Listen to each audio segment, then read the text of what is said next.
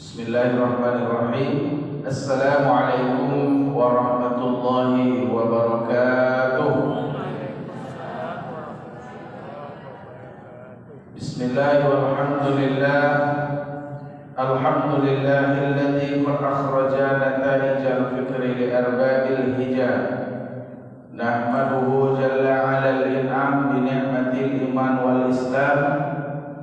Asyhadu an la ilaha illallah wahdahu la syarika lah wa asyhadu anna Muhammadan abduhu wa rasuluh la nabiyya wa la rasula ba'dah.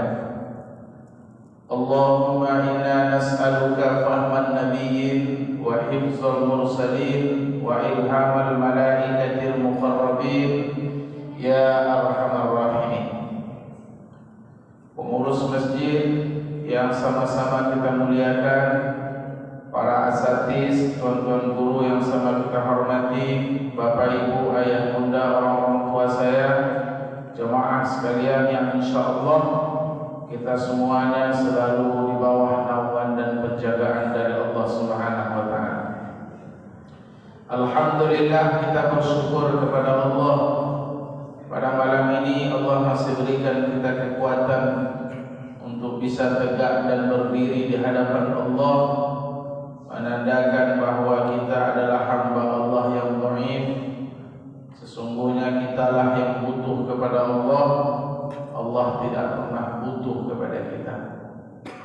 Berselawat kita kepada Rasulullah Muhammad. Allahumma salli ala sayyidina Muhammad wa ala alihi wa sahbihi ajma'in. Qala Allah Ta'ala fil Qur'anil Karim, A'udzu billahi minasy samii'il 'aliim minasy syaithaanir rajiim. Bismillahirrahmanirrahim. Ya ayyuhar rasul kulu minat thayyibati wa'malu shalihan inni bima ta'maluna 'aliim. Shadaqallahu 'azim. Wahai sekalian Rasul, makanlah daripada yang baik-baik dan beramal solehlah. Sesungguhnya aku dengan apa yang engkau kerjakan maha mengetahui. Surat Al-Mu'minun ayat 51. Bapak Ibu yang dimuliakan Allah, kajian kita malam ini tentang al-ibadatu la tanfa'u illa ma'al wara'i. Ibadah tidak akan bermanfaat kecuali beserta sifat wara'. Wara'. Jadi siapa yang tidak wara', maka ibadahnya tidak bermanfaat. Apa itu wara'? Wara' itu menjaga diri kita dari memakan atau memakai sesuatu yang haram. Itu wara'. Memelihara diri dari memakan atau memakai sesuatu yang haram, itulah wara'. Allah Subhanahu wa taala berfirman, wahai sekalian Rasul, makanlah dari yang baik-baik dan beramal solehlah. Sesungguhnya aku dengan apa yang engkau kerjakan maha mengetahui. Qaddamal akala minat thayyibat alladhi huwal halalu ala al-amali salihi ihtamaman bih. Mendahulukan memakan daripada yang baik, artinya memakan yang halal itu mesti diutamakan sebelum kita beramal soleh. Jadi Bapak Ibu, sebelum kita beramal, sebelum kita sholat, puasa, sedekah, pastikan dulu bahwa makanan kita, pakaian kita itu mesti halal. Kenapa demikian? Li'annal amala la yanfa'u wa la yurfa'u illa ma'a akalil halal. Karena sesungguhnya amalan tidak akan mendatangkan manfaat dan amalan tidak akan diangkat oleh Allah kecuali syarat pertama amalan kita diangkat, makanan kita, pakaian kita mesti halal. Itu syaratnya pertama, Pak.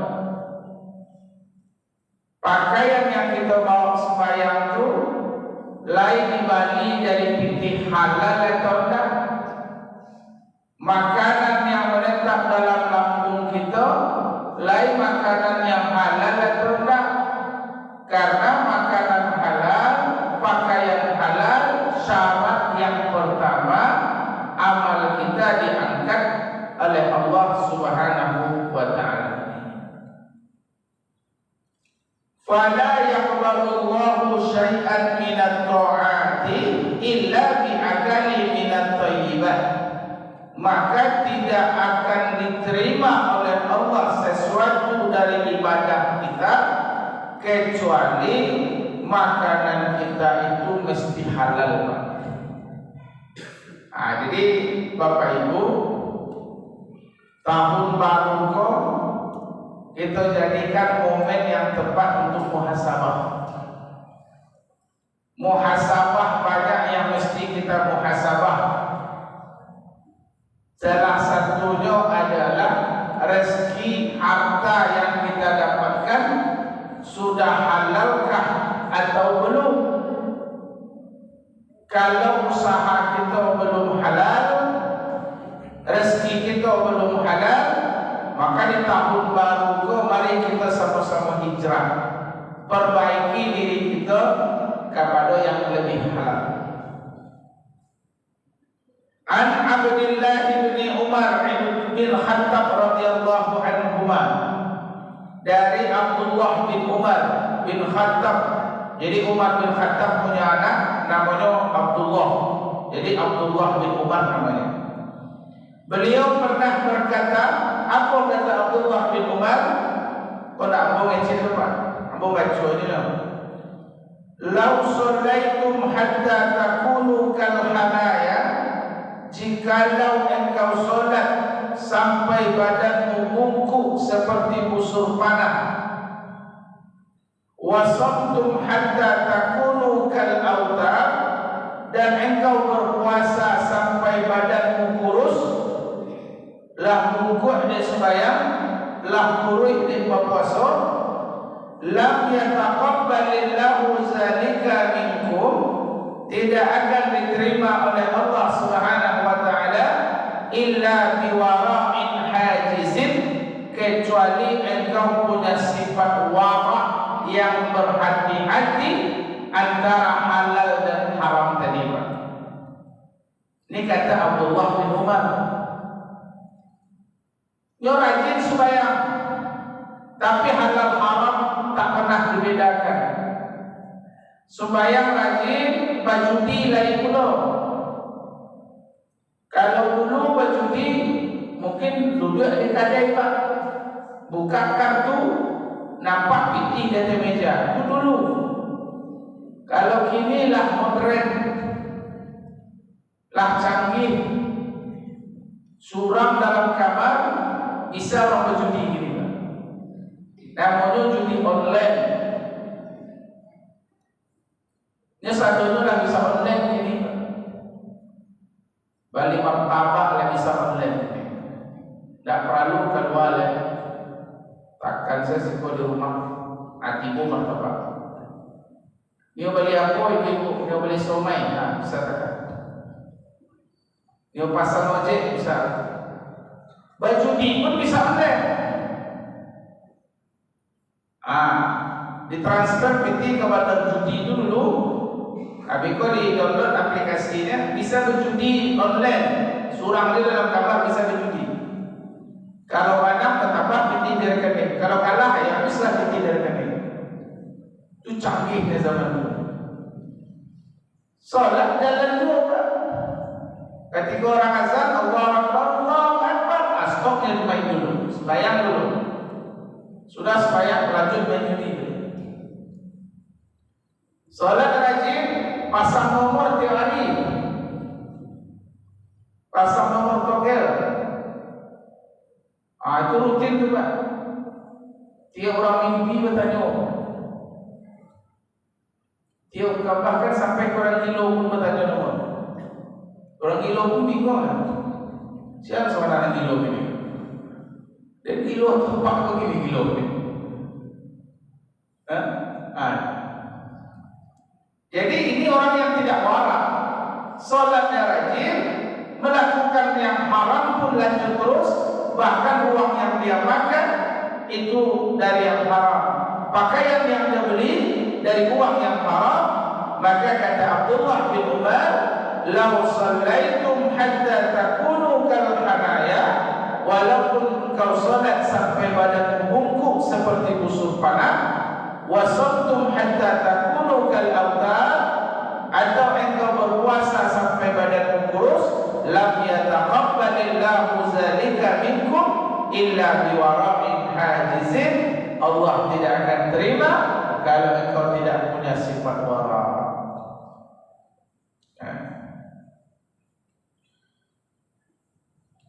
Qala Ibnu Asbat rahimahullah, berkata Ibnu Asbat rahimahullah, apa kata beliau? Iza ta'abbudu syaqu aw al-'abidu qala syaitanu li a'wanihi, apabila seseorang beribadah atau seorang anak muda beribadah, qala syaitanu li a'wanihi, maka setan berkata kepada bala tentaranya. Ada orang mau beribadah ya Pak, kita nak siap-siap pergi masjid, lah berwuduk, lah pakai mukena.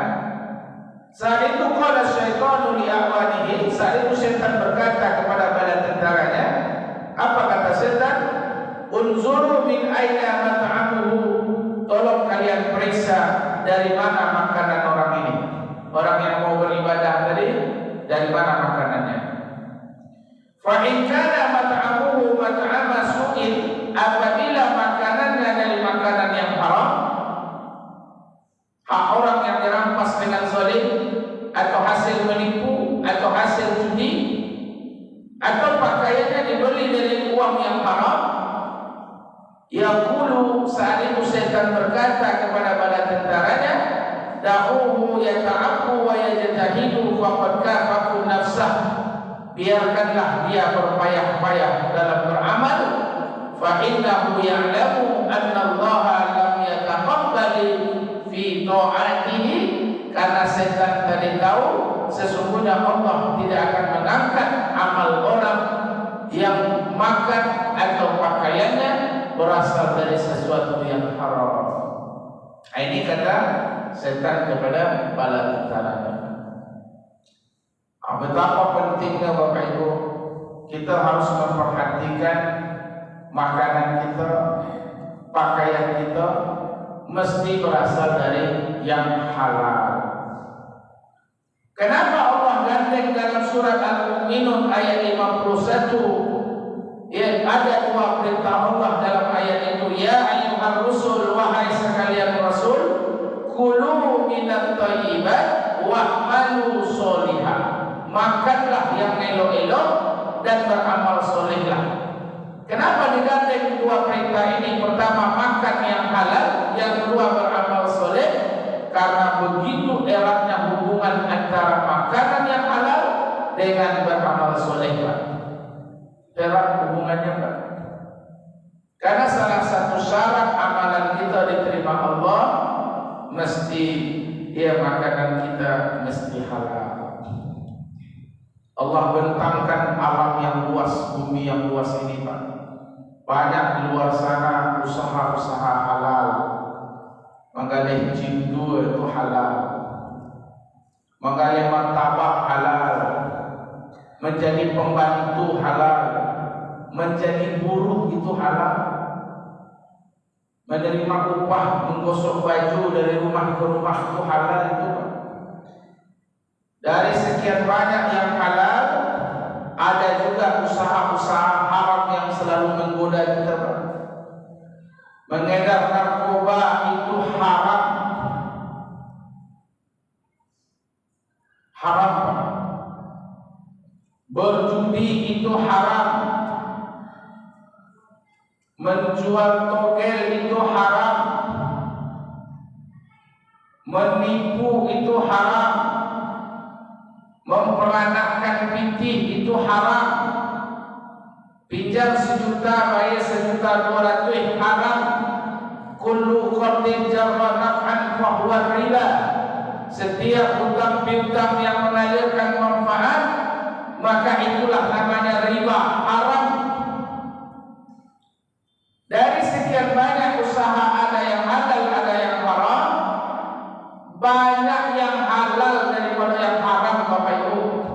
Maka salahlah apabila ada orang mengatakan mencari yang haram sajalah payah Ustaz, apalah yang halal. Salah, karena yang halal lebih banyak daripada yang haram. Allah bentangkan 2 jalan, Pak. Fa'alhamaha fujuraha wa taqwa. Allah bentangkan jalan fujur, jalan takwa. Memang banyak orang kayu mendadak di usaha-usaha yang haram, tapi di balik kekayaan itu ada murka Allah Subhanahu wa ta'ala. Pilihlah jalan-jalan halal, Bapak Ibu yang dimuliakan. Memacam seorang ini, Pak. Memacam. Asanan sampai kayu aja, Pak. Jual beli itu halal kalau kita jujur dalam berjual beli. Jujurlah dalam menimbang. 1 kilo itu 10 on, Pak, jadi rubah. Semeter itu 100 cm. Jangan pernah dimain-mainkan. Jangan pernah mainkan timbangan. Jangan pernah mainkan meteran. Ketika timbangan sudah dimainkan, ketika meteran sudah dimainkan, maka yang halal tadi akan jatuh menjadi yang haram. Maka saat itu yang haram itu akan berefek kepada amal ibadah kita. Qala Ibnu Ruslan fi syairihi, berkata Ibnu Ruslan dalam syairnya. Jadi Ibnu Ruslan buat sebuah syair. Wa tu'adun mimman haraman ya'kulu mithlul bala'i fawqa mawjin yuj'alu. Ibadah orang yang mentaati Allah tapi makanannya haram, mithlul bala'i fawqa mawjin yuj'alu, sama halnya dengan orang yang sedang membangun satu gedung di atas ombak lautan. Jadi orang yang rajin beribadah tapi makanannya haram, pakaiannya haram, makanan dibeli dari uang yang haram, atau kekayaannya, hartanya dikumpulkan dengan cara yang haram, merampas tanah orang lain, walaupun dia menang di hukum dunia ini, dia ambilnya tanah orang, Pak. Pada tanahnya cuma 20 meter, diserobotnya tanah orang sebelah 5 meter. Dia tahu bahwa itu bukan hak dia. Masuk ke pengadilan, masuk pengadilan hukum perdata, ternyata menang menurut pengadilan. Di dunia dia bisa menang, di dunia dia bisa bebas. Bergembiralah di dunia dengan hasil yang zalim, tapi ingat masih ada pengadilan satu lagi. Ketika Allah sudah tegakkan pengadilannya, Allah tegakkan persidangannya, tidak ada seorang pun yang bisa bermain-main di depan persidangan akhirat. Walau tara izil mujrimuna nakisu ru'usihim 'inda rabbihim, jikalaulah engkau melihat orang-orang yang durhaka itu, mereka semuanya menakutkan kepala di hadapan Allah Subhanahu wa ta'ala. Pada hari itu kita tidak bisa main-main lagi. Allah tak pernah silap menentukan hak seseorang. Sejengkal hak orang lain kita ambil di dunia, nanti akan Allah tegakkan keadilannya di akhirat. Jual tanah orang ketika ganti nanti di akhirat, Pak. Ketika ditimbang amal ibadah awak banyak, Pak. Solat berjamaah tiap waktu, haji lah 7 kali, puasa Senin Kamis tak pernah tinggal. Pas ditimbang bareng pahala daripada dosa. Pas dia masuk surga, rupanya ada jamaah masjid muslimin tunjuk tangan. Ya Allah, Ambo tahu beliau itu memang ahli ibadah, ya Allah. Beliau rajin sembahyang, beliau rajin puasa. Lain kami tahu. Tapi saya waktu di dunia dulu tanah Ambo beliau serobot, ya Allah. Ambo dah ikhlas. Kalau beliau masuk surga, tolong ganti tanah Ambo dulu. Jual kali ganti, Pak. Tanah tak ada waktu tu lah. Diambillah pahala mana negeri kurang. Pahala sembahyang dia ambil sampai. Dia kayak itu. Ini berapa meter tanah itu dia ambil? 2 meter aku ganti. 2 meter no, kali 20 kesendat. Sampai 10 meter. Aku ganti. Terus tu tunjuk tangan tu sulang dari awak yolo. Ibu apa lo? Ambo terompa ambo diambil dari waktu pulang saja. Diambil pahala puasa hari Senayan. Aku tengok. Awak yolo. Ibu apa lo? Ambo bercerai dengan laki ambo gara-gara beliau je. Banyak apa? Habislah pahala saudara.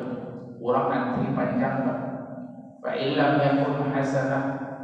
Seandainya amal ibadah lah habis, tapi orang masih banyak minta keadilan di hadapan Allah, wa akhadhahu Allahu min sayyi'at. Allah ambil dosa-dosa orang lain ini, faturihat alaihi. Allah timpakan kepada ahli ibadah.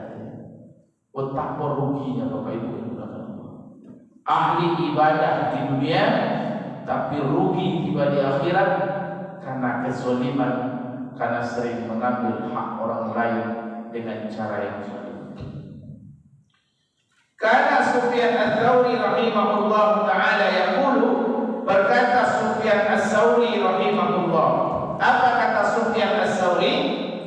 Man tasaddaqa min haramin, siapa yang bersedekah dari harta haram. Ada orang rajin sedekah, Pak, tapi harta yang disedekahkan itu harta haram. Dia dermawan, Pak. Tapi hasil harta yang disedekahkan itu harta haram. Contohnya tadi sudah diserobot tanah orang, dijualnya tanah, dizakatkan nanti. Kasih sedekah. Hasil korupsi disedekahkan ke masjid. Hasil menipu dilimpahkan ke masjid. Pasang nomor, pasang sampai aku meledak, Pak, dikasih ke masjid. Man tasaddaqa min haramin aw anfaqahu fi ta'atin, siapa yang bersedekah dengan uang haram atau menginfakkan, membelanjakan uang haram itu untuk fasilitas mentaati Allah. Uang haram diberikan mukena, uang haram diberikan sajadah, uang haram dibuat rumah musola ataupun lain sebagainya, dia belanjakan untuk mentaati Allah. Fahuwa kama yatahhiru thawbahu bil mawli, maka dia sama halnya mencuci pakaian dengan air kencingnya. Jadi bersedekah dengan uang haram sama dengan mencuci pakaian dengan air kencing. Li'annahu, karena sesungguhnya innallaha thayyibun la yaqbalu illa thayyiban, sesungguhnya Allah itu maha baik dan tidak menerima kecuali yang baik-baik. Jadi Bapak Ibu yang dimuliakan Allah Subhanahu wa taala, kalau uang itu haram, jangan anggap gara-gara disedekahkan uang menjadi halal, tidak, Pak. Awak keraja memang haram. Dia gara-gara disedekahkan berubah jadi halal, tidak. Yang haram tetap haram.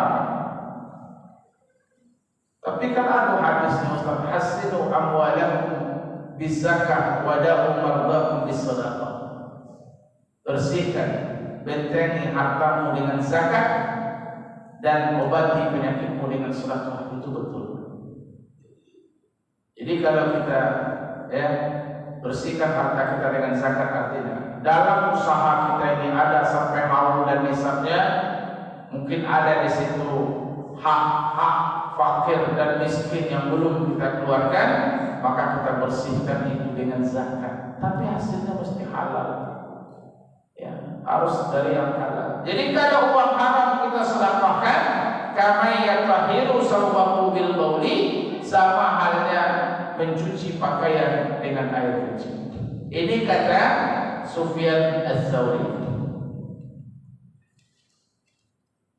Wa qala Rasulullah sallallahu alaihi wasallam, man ishtara sauban bi asharati darahima wa fiha dirhamun min haramin, siapa yang membeli pakaian bi asharati darahima dengan harga 10 dirham, dia beli pakaian harga 10 dirham,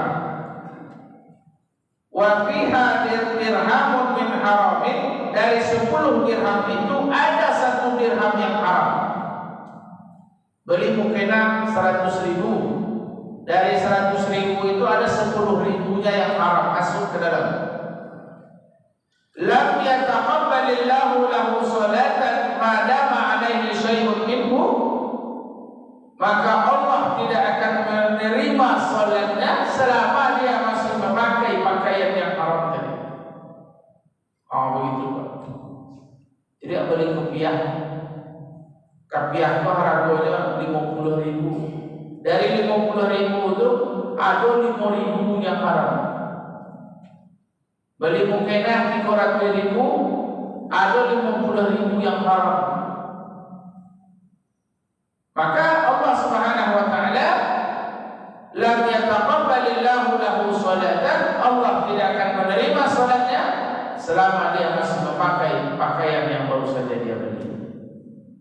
Bapak Ibu yang dimuliakan Allah Subhanahu wa taala. Innal ladzina yahujju bil malil harami, sesungguhnya orang-orang yang naik haji bil malil harami, dengan harta yang haram. Dia naik haji tapi uang yang dia bawa ini uang haram, hasil korupsi, kemudian naik haji, dijual tanah hasil rampasan serobot, kemudian naik haji, atau usaha-usaha lain yang haram, kemudian dia berangkat naik haji. Fa idza labaya 'inda ihramihi, maka ketika dia bertalbiyah saat pakaian ihram, dia bertalbiyah, labbaik Allahumma labbaik, labbaik la syarika lak labbaik, ya Allah, aku datang memenuhi panggilan-Mu ya Allah, ya, segala puji hanya milik-Mu ya Allah, tidak ada syarikat bagi-Mu ya Allah.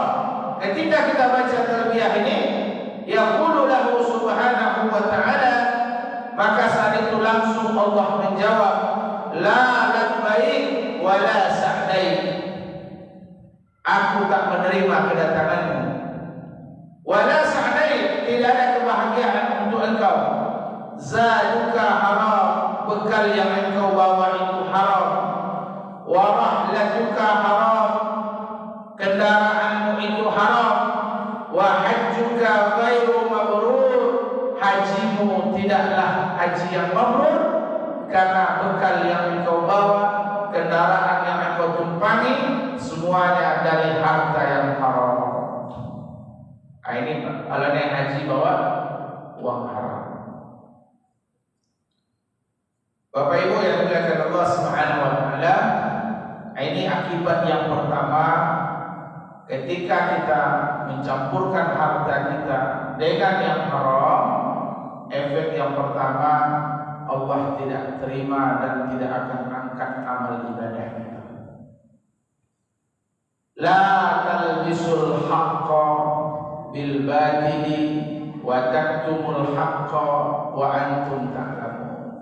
Jangan campur baurkan antara yang hak dengan yang batil.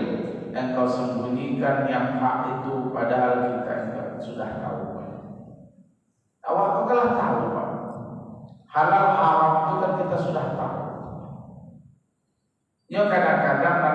haram itu lebih menggoda daripada yang halal. Lebih menggoda. Kadang-kadang Allah lebih lama yang haram daripada yang halal.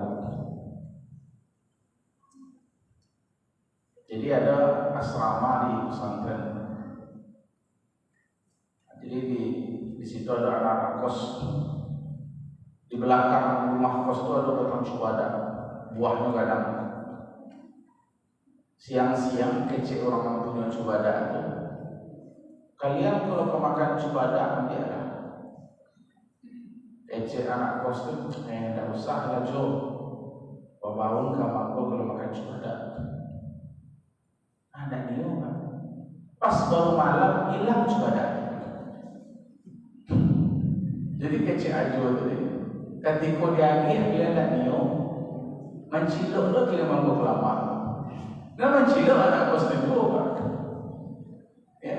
Waktu dia akhir dia nak nio, mencilok tu lo mampu lama.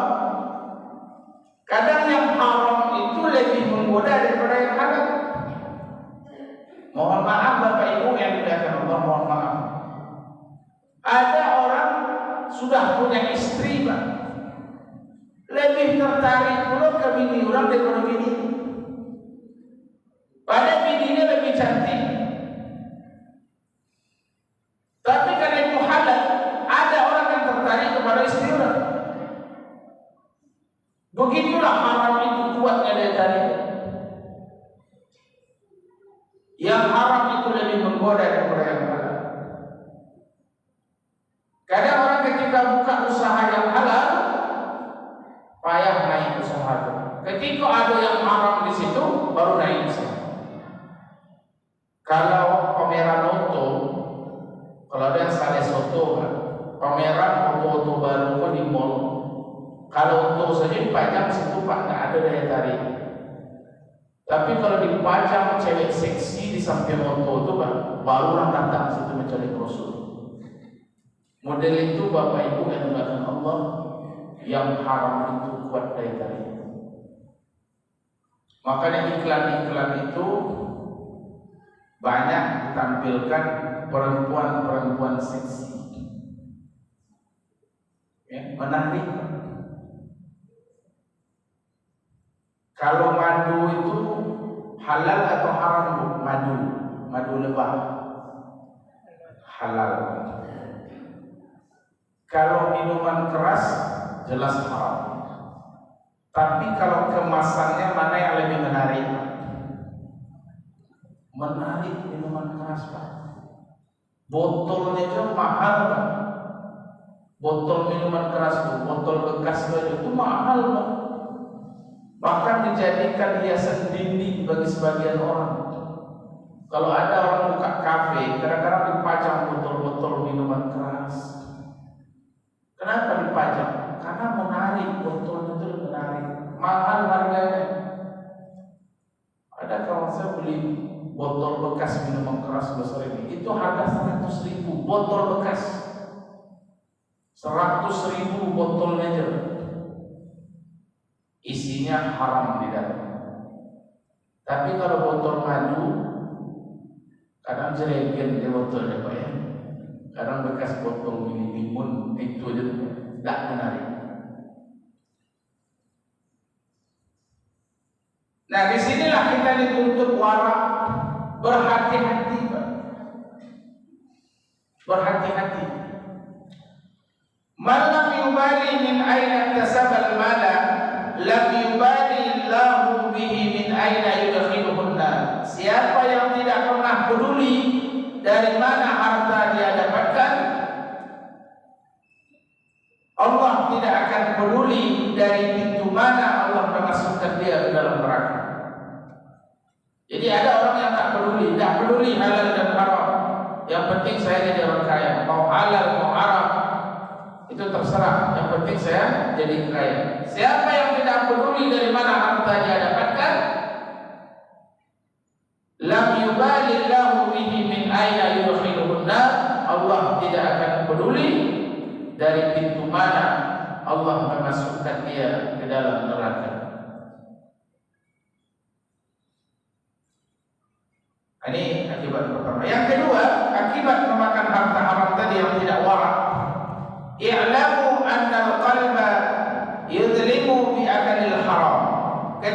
apabila sesungguhnya hati itu akan gelap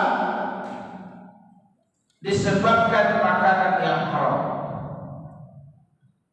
Usulul waswasati zulumatul qalbi, kerisauan yang ada di dalam diri seseorang berawal dari gelapnya hati. Wa zulumatuhu min zulumatil amal, gelapnya hati seseorang disebabkan gelapnya amal. Apa maksudnya gelapnya amal? Amal itu tidak ada pengaruh, Pak. Kalau bagi kita Bapak Ibu, amal itu salah satu yang kita dapatkan selain pahala. Apa yang kita dapat selain pahala? Kalau pahala itu nanti di akhirat. Di dunia itu tidak bisa kita melihat pahala, tidak bisa kita mempergunakan pahala. Pahala itu tidak bisa untuk beli barang, untuk bayar sewa rumah, tidak bisa. Dan kita pun tidak bisa mencari pahala. Kalau ada Bapak Ibu mencari pahala, alun-alun. Pahala itu kalau dikumpulkan dan temuan di dunia itu, tidak usah pahala itu saja. Pahala Pak Imam saja, kalau dikumpulkan maka tidak akan muat di dunia ini. Apa contohnya?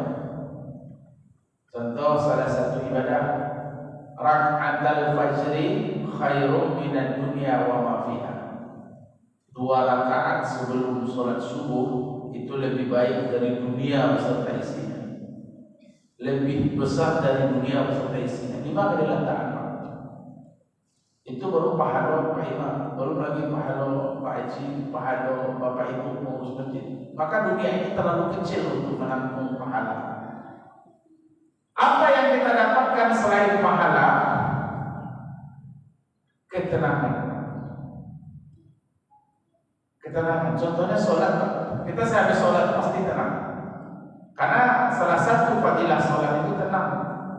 Innal insana khuliqa halu'a idza massahu syarru jazua wa idza massahu khairu manu'a illal musallin alladzina hum 'ala salatihim daimun. Sesungguhnya manusia itu diciptakan berkeluh kesah. Apabila mereka ditimpa ujian mereka mengeluh, apabila diberi nikmat mereka pikir. Kecuali yang tidak berkeluh kesah adalah orang yang sholat. Seperti apa? Mereka yang istiqomah dalam sholat, tenang Pak. Bagaimana ketenangan orang yang sholat? Tidak bisa diceritakan. Sama orang memanjang Pak. Orang memanjang juga. Ada orang memanjang sampai jam 11 malam duduk ada di sungai mereka. Ada hujan, ditahan hujan. 2 senter sekecil. Jam 11 malam duduk. Ketika orang tanya, mengapa duduk di sini sudah jam 11 hari tidak dia pulang? Payah dapat carikan. Apa katanya? Kamu nak carikan. Tapi aku mencari strike itu Pak. Tarik menarik ikan itulah yang dicari. Itu tidak ada orang jual di pasar. Kalau ikan banyak orang jual. Tapi strike itu yang mahal Pak. Kalau lagi makan yang umpannya ada ikan itu, tarik menarik ikan itu digiginya dikala jadi ikan hina terasa oleh. Oh itu hasilnya Pak. Sampai jam 11 malam, sampai pagi pun tidak apa-apa. Bahkan umpannya lebih mahal dari ikannya. Kadang mau mencari ikan umpannya ayam. Bagaimana kenikmatan orang memancing itu tidak bisa diceritakan. Tiba di awal biasa-biasa aja Pak. Ketika mancing biasa nih. Di mana mahalnya? Dialah yang tahu Pak. Itu bagi orang yang memancing. Kadang ada ikan itu dia dialog orang. Bagi orang yang hobi memburu, lain pula. Kapan dia dapat nikmatnya? Ketika burungnya berbunyi, cuit cuit cuit. Wah senang hati. Berapapun harganya dibayar. Murai batu itu dibalinya harga 35 juta tak masalah. Bawa NMAX untuk bapak sebuah burung Pak dibawa pulang. Begitu nikmatnya mendengar suara burung. Tapi Jadi bagi awak itu biasa. Dialah yang tahu dan dialah yang merasakan. Bagi orang lain itu biasa-biasa. Dan bagaimana nikmatnya bagi orang yang salat, itu pun tidak bisa diceritakan. Bagi kita masing-masing tak sama, Pak. Ada orang yang tenang sehabis sholat subuh, tenang, Pak. Padahal dia banyak masalah, tapi setelah selesai sholat subuh tenang, jiwanya itu tenang. Dan ketenangan itu tak bisa diceritakan. Ada orang dapat ketenangan selepas sholat isya. Ada orang tenang setelah bersedekah. Setelah dia bersedekah dia tenang. Kalau belum bersedekah dia risau.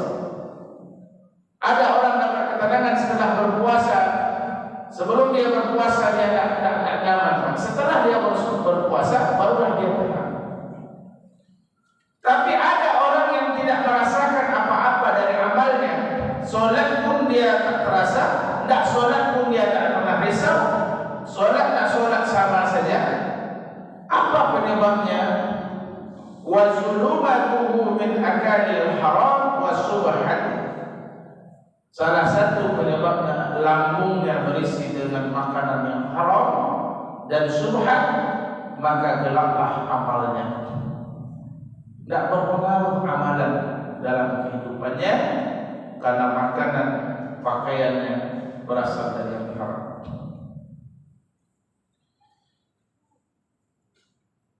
Waruya dan diriwayatkan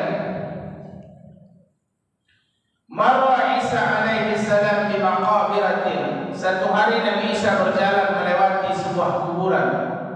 Jadi Nabi Isa berjalan, ada kuburan, beliau lewat di situ. Fanada rajulan minhum, maka Nabi Isa memanggil orang yang berkubur itu.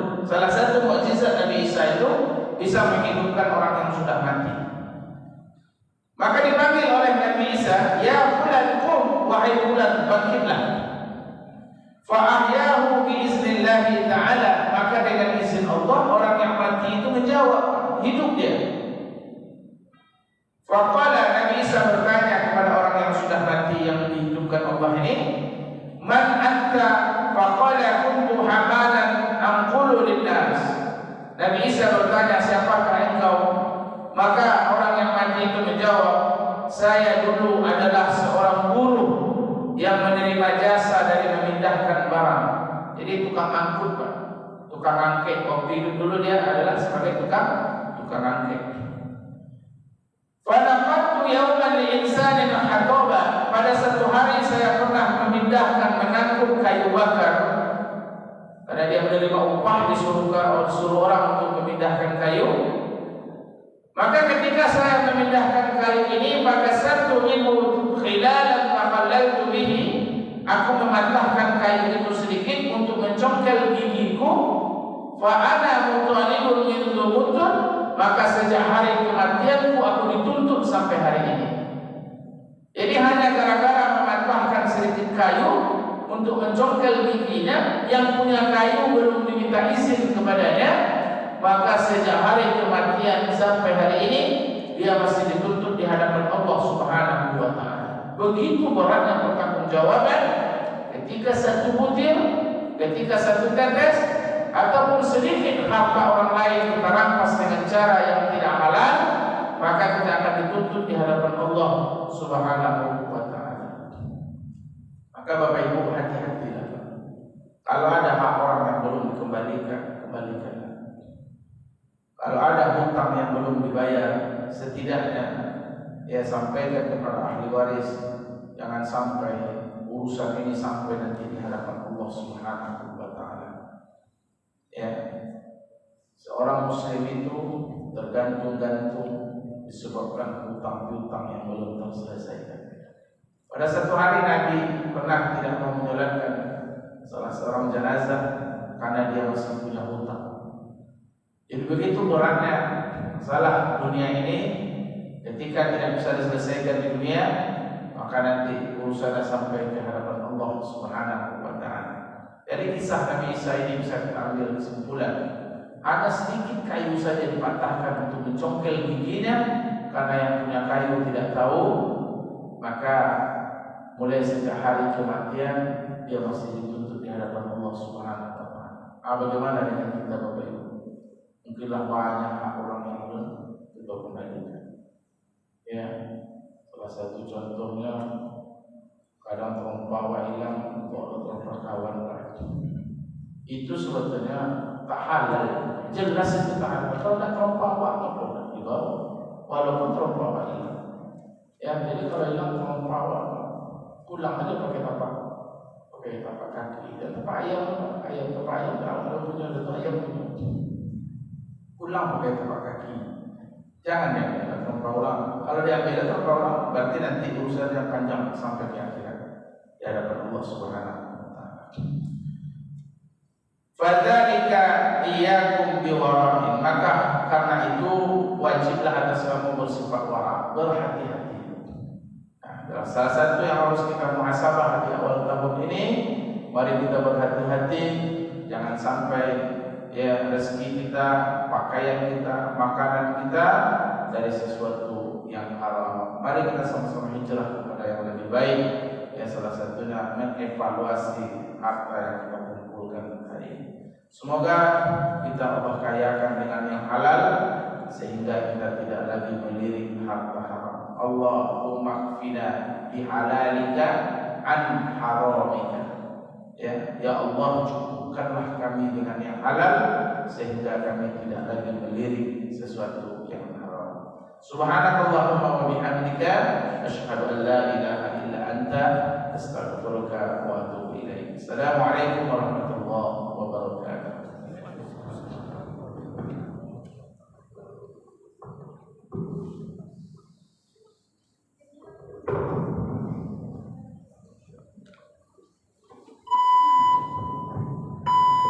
Terima kasih kita ucapkan kepada Al-Karam Ustaz kita yang menyampaikan tausiah agama. Semoga apa yang disampaikan oleh beliau dapat kita